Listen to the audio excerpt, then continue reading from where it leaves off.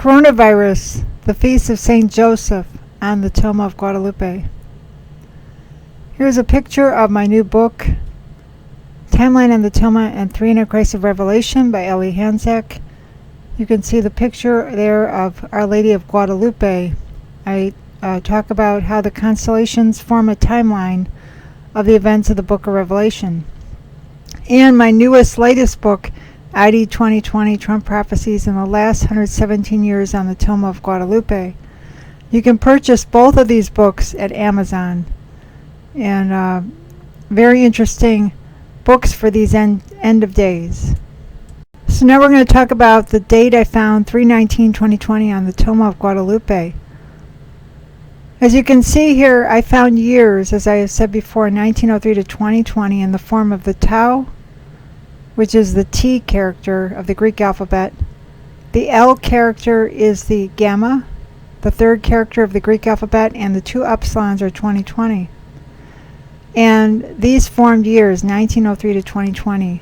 Now I found through crossing the two letters, the Tau and the Gamma, you get 319, and then if you cross the two epsilons, you still get 2020. So this is the feast of St. Joseph, the spouse of the Blessed Virgin Mary. Interestingly, I believe this is like 3/19/2020 symbolizes the due date for a child to be born. This child represents the due date of the return of Jesus Christ.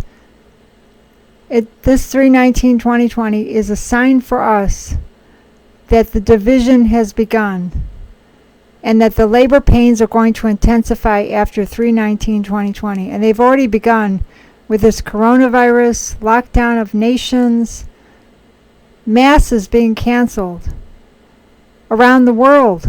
And here in the United States, I have never seen anything like it in my entire life. And people in their 80s who I've talked to have said they've never seen anything like it. This is unprecedented.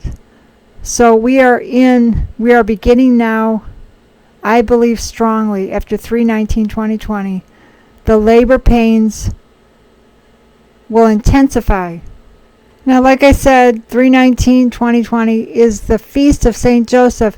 Now, he is the patron of the dying.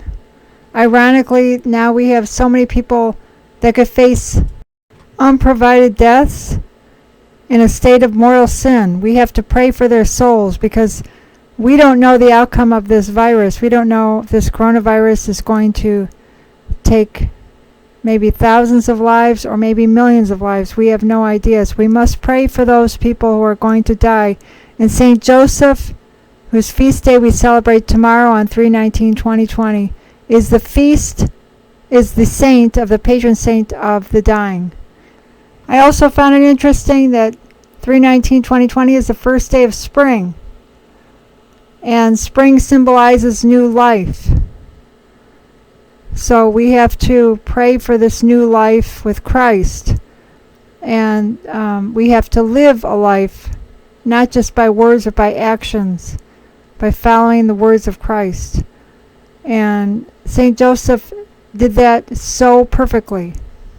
And I also wanted to mention, with having Joseph's feast day, 3/19/2020, on the Tilma of Guadalupe, God is making it clear that marriage is only between a man and a woman. He is an unchanging God. He does not change. He destroyed Sodom and Gomorrah. So Joseph is the spouse of the Virgin Mary.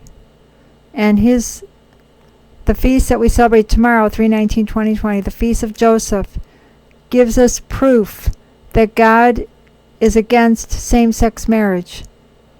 Joseph and Mary, that God put those two together to take care and to raise Jesus.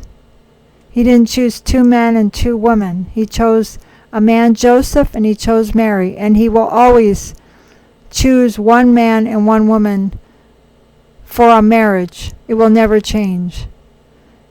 So sodomy can never exist in the New Jerusalem. So those people who are for sodomy are not going to be part of the New Jerusalem. and that Jesus is in Mary's womb on the Tilma of Guadalupe, God the Father is saying he is against abortion. For those people who are for abortion, they cannot be in the New Jerusalem. So God is going to purge us, and he started the purging process with the coronavirus. 3/19/2020 begins the labor pains. They're going to intensify.